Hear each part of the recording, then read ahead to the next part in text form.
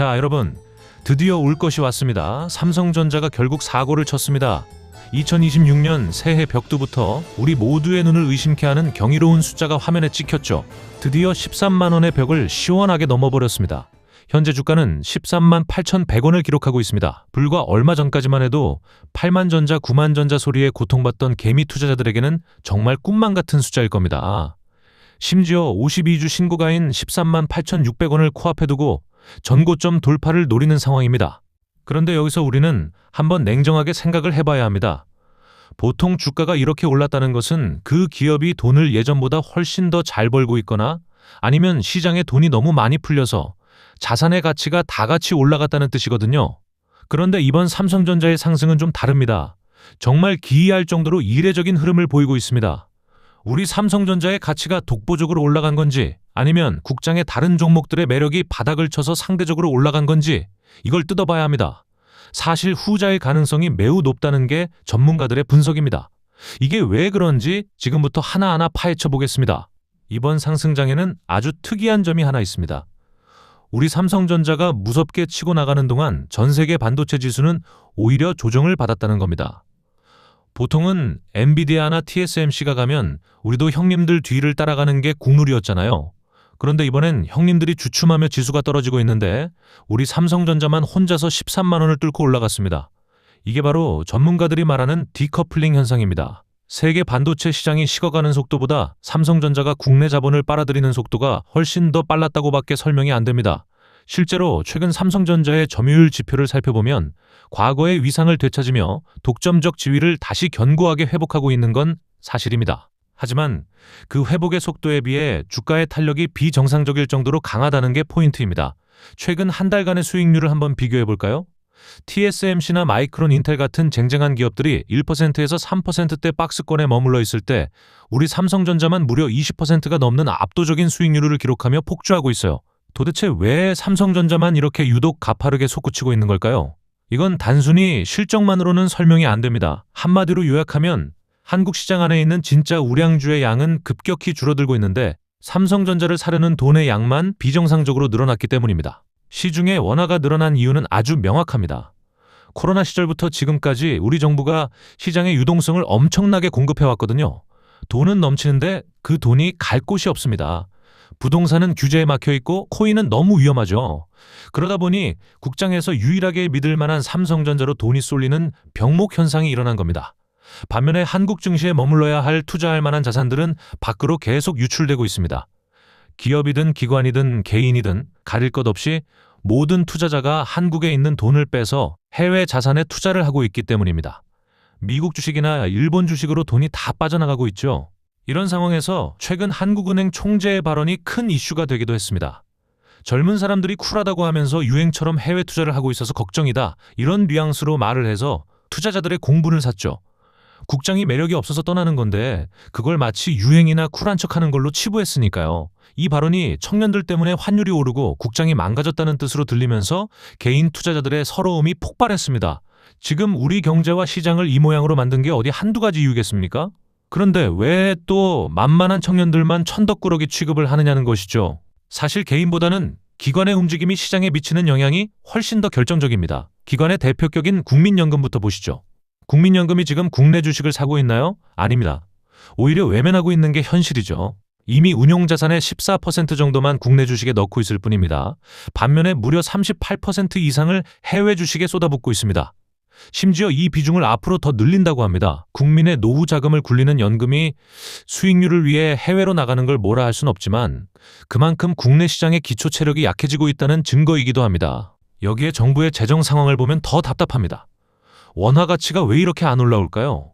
정부가 한국은행에서 급전을 당겨 쓰는 일시 차입금, 이른바 마이너스 통장이 있죠. 이 누적액이 무려 145조 원에 달하고 있습니다. 번 돈보다 쓰는 돈이 훨씬 많다는 소리입니다. 빚을 갚기 위해 또 다른 빚을 지는 채권 돌려막기가 계속 굴러가고 있고 이 과정에서 시중에 원화가 더 풀리게 됩니다. 돈이 흔해지니 원화 가치는 계속 떨어지죠. 그러니 똑똑한 사람들은 현금을 들고 있기보다 삼성전자 같은 실물 자산 주식으로 자신들의 돈을 대피시키고 있는 겁니다. 우리나라 대기업들의 투자 행태도 문제입니다. 요즘 미국이나 유럽에서 자기네 땅에 공장 지으라고 엄청나게 압박을 하고 있죠. 삼성전자도 미국에 거대한 공장을 짓고 있습니다. 그런데 주식은 팔면 다시 돈이 돌아오지만 공장은 한 번 지으면 끝입니다. 투자 원금이 돌아오지 않는 달러 유출이 구조적으로 고착화되고 있는 겁니다. 심지어 밖에서 돈을 벌어도 그 돈을 국내로 들여오기보다 현지에서 재투자하거나 법인 운영비로 다 써버린다고 해요. 기업들도 원화 가치가 떨어질 걸 아니까 굳이 달러를 원화로 바꾸려 하지 않는 거죠. 시중에 돈이 얼마나 많은지는 M2 통화량이라는 지표를 보면 바로 나옵니다. 최근 통계를 보면 10월 한 달에만 무려 41조 원이 늘었다고 합니다. 벌써 7개월 연속으로 증가하고 있어요. 나라의 빚은 쌓여가는데 돈은 계속 풀리니 원화 가치는 계속해서 추락할 수밖에 없습니다. 그리고 그 넘쳐나는 돈들이 결국 어디로 가겠습니까? 가장 안전하고 확실한 삼성전자 주가를 밀어올리는 강력한 땔감이 되고 있는 겁니다. 지금 삼성전자 13만 원은 실적이 좋아서가 아니라 원화 가치가 떨어진 만큼 주가에 프리미엄이 붙은 결과라고 봐야 합니다. 여기서 우리는 아주 재미있는 통계의 함정을 하나 짚고 넘어가야 합니다. 사람들이 주식을 직접 사는 돈은 원래 M2 통계에 잡히지 않습니다.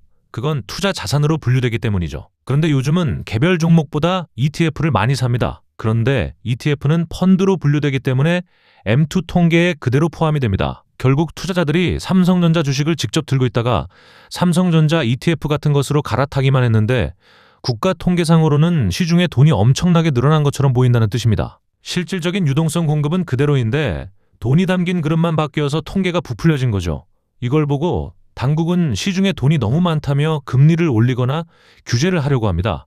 통계가 현실을 제대로 반영하지 못해서 엉뚱한 처방이 나올 수도 있는 위험한 상황입니다.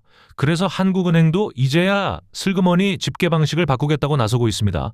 ETF를 M2에서 빼버리겠다는 거죠. 수정된 방식으로 다시 계산을 해보니까 통화량 증가율이 8.7%에서 5.2%로 아주 마법처럼 뚝 떨어졌습니다. 하지만 우리는 의심을 해봐야 합니다. 왜 하필 지금 이 타이밍에 방식을 바꿀까요? 그동안 IMF가 수년 전부터 방식을 바꾸라고 권고할 때는 가만히 있다가 환율이 요동치고 통계가 불리하게 나오니까 이제야 책임을 피하려고 바꾸는 건 아닌지 말이죠. 이제는 구조적으로 한국의 경제 체제 자체가 완전히 바뀌었다는 걸 인정해야 합니다. 현재와 같은 삼성전자 쏠림 현상과 고환율 저성장이 평범한 일상이 되는 뉴노멀의 시대가 오고 있는 겁니다. 이건 일시적인 현상이 아니라 우리 경제의 근본적인 체질 변화라고 봐야 합니다.